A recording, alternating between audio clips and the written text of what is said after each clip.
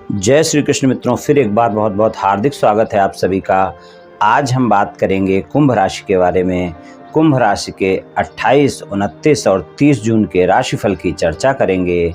राशिफल में आपके धन, कैरियर, व्यापार, नौकरी, परिवार, स्वास्थ्य, शिक्षा, वैवाहिक संबंध, प्रेम संबंध सभी बातों की चर्चा करेंगे। और ये राशिफल चंद्र राशि पर आधारित है, यानी मून साइन पर। जिन लोगों को अपनी राशि नहीं पता है वो लोग अपनी जन्म कुंडली में ये देख लें कि चंद्रमा उनकी किस राशि में है। जिस राशि में चंद्रमा है वही उनकी राशि है। जिनके पास जन्म कुंडली नहीं है वो अपने नाम के पहले अक्षर से अपनी नाम राशि जान सकते हैं और ये राशिफल अपनी नाम राशि से देख व सुन सकते हैं। तो चलिए मित्रों, शुरू करते हैं। सबसे पहले चंद्रमा का गोचर जानते हैं। तो चंद्रमा का गोचर 28, 29 और 30 जून को मिथुन राशि में रहेगा, यानी कि पंचम भाव में रहेगा चंद्रमा का गोचर। कुंभ राशि वालों के पंचम भाव में चंद्रमा का गोचर होगा। धन के मामले की अगर बात करें तो धन के मामले में आपको परिणाम तो अच्छे मिलेंगे। धन और आय नियमित स्रोतों से होती रहेगी, लेकिन आपके थोड़े से खर्चे भी हो सकते हैं। इस बात का ध्यान रखकर आप चलें।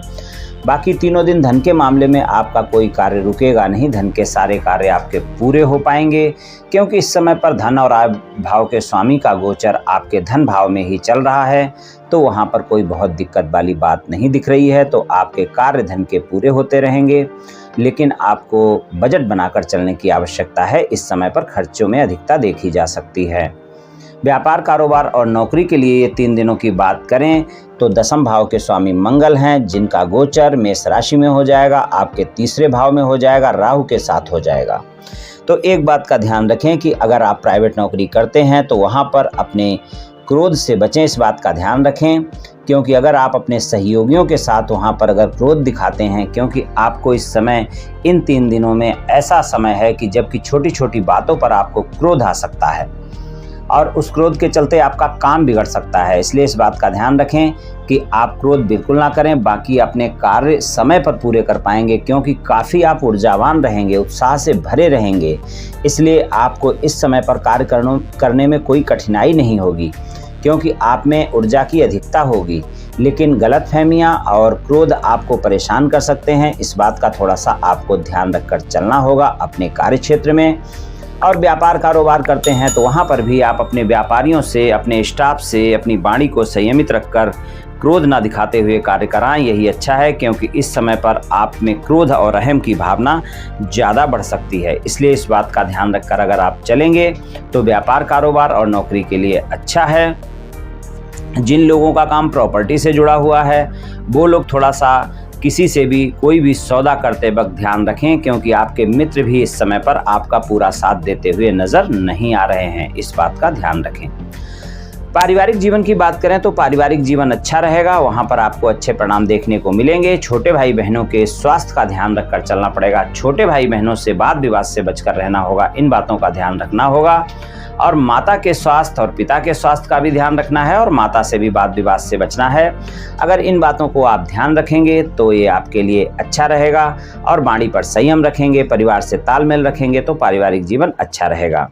स्वास्थ्य की बात करें तो स्वास्थ्य के मामले में आपको बहुत अच्छे परिणाम नहीं मिलेंगे, क्योंकि पेट से संबंधित अगर कोई स्वास्थ्य समस्या है तो वो इन 3 दिनों में आपको परेशान कर सकती है। पाचन तंत्र से जुड़ी हुई कोई भी समस्या आपको परेशान कर सकती है इन 3 दिनों में।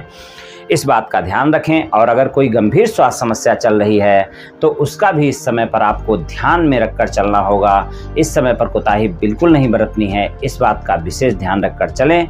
स्वस्थ दिनचर्या अपनाएं, योग प्राणायाम करें और तले भुने भोज्य पदार्थों का ज़्यादा सेवन ना करें। इन बातों का ध्यान रखें। बात करते हैं शिक्षा की, तो शिक्षा के लिए ये 3 दिन आपके अच्छे जाने वाले हैं। वहाँ पर कोई दिक्कत वाली बात नहीं है। अगर आप किसी कंपटीशन एग्जाम वगैरह की तैयारी कर रहे हैं तो फिर वहाँ पर आपको ज़्यादा मेहनत करने की ज़रूरत होगी, तभी अच्छे परिणाम मिल पाएंगे। वहाँ पर आपका मन भटक सकता है, एकाग्रता में कमी देखी जा सकती है। तो इस बात का आप ध्यान रखेंगे तो शिक्षा के लिए परिणाम अच्छे होंगे। वैवाहिक संबंध आज के दिन आपके अच्छे रहेंगे, यानी इन 3 दिनों में वैवाहिक संबंधों में कोई दिक्कत वाली बात नहीं है। वैवाहिक संबंध आपको अच्छे देखने को मिलेंगे। वहाँ पर आपको परिणाम में मधुरता देखने को मिलेगी, आपस में मधुरता देखने को मिलेगी, क्योंकि इस समय पर सप्तम भाव के स्वामी सूर्य का गोचर भी मिथुन राशि में ही है और चंद्रमा जो छठे भाव के स्वामी हैं उनका गोचर भी वहाँ पर है। तो ये युति हो जाएगी 3 दिनों तक। इसलिए इस बात का ध्यान रखकर चलें कि आप जो है इस समय पर वैवाहिक संबंधों में आपको अच्छे परिणाम तो मिल सकते हैं, लेकिन अहम आगे आ सकता है, इसलिए अहम को आगे ना आने दें। और कोई वाद विवाद अगर आपके जीवन साथी के साथ चल रहा है तो उसे भी आप समाप्त कर सकते हैं। ये 3 दिन उसके लिए अच्छे हैं। ससुराल पक्ष के लोगों के साथ संबंध अच्छे रहेंगे, वहाँ पर कोई दिक्कत वाली बात नहीं है।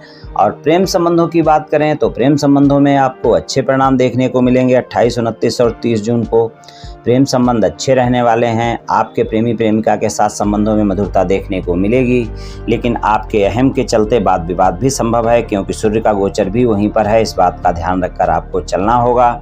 अगर आप अपने अहम को आगे नहीं आने देते हैं तो आपको फिर प्रेम संबंधों में 28, 29 और 30 जून को अच्छे परिणाम देखने को मिलेंगे। तो मित्रों, आज मैंने आपसे कुंभ राशि वालों के राशिफल के बारे में कुछ चर्चा की। ये राशिफल सामान्य राशिफल है। ये सभी जातकों पर पूर्ण रूप से प्रभावी होगा ऐसा संभव नहीं है, क्योंकि आपकी जन्म कुंडली में ग्रहों की स्थिति और आपकी वर्तमान दशा और अंतर्दशा और फिर ग्रहों के गोचर की स्थिति, इन सभी बातों पर बहुत कुछ निर्भर करता है। आप सभी स्वस्थ रहें, आयुष्मान रहें, धनवान रहें, ऐसी मेरी श्री कृष्ण भगवान से प्रार्थना है।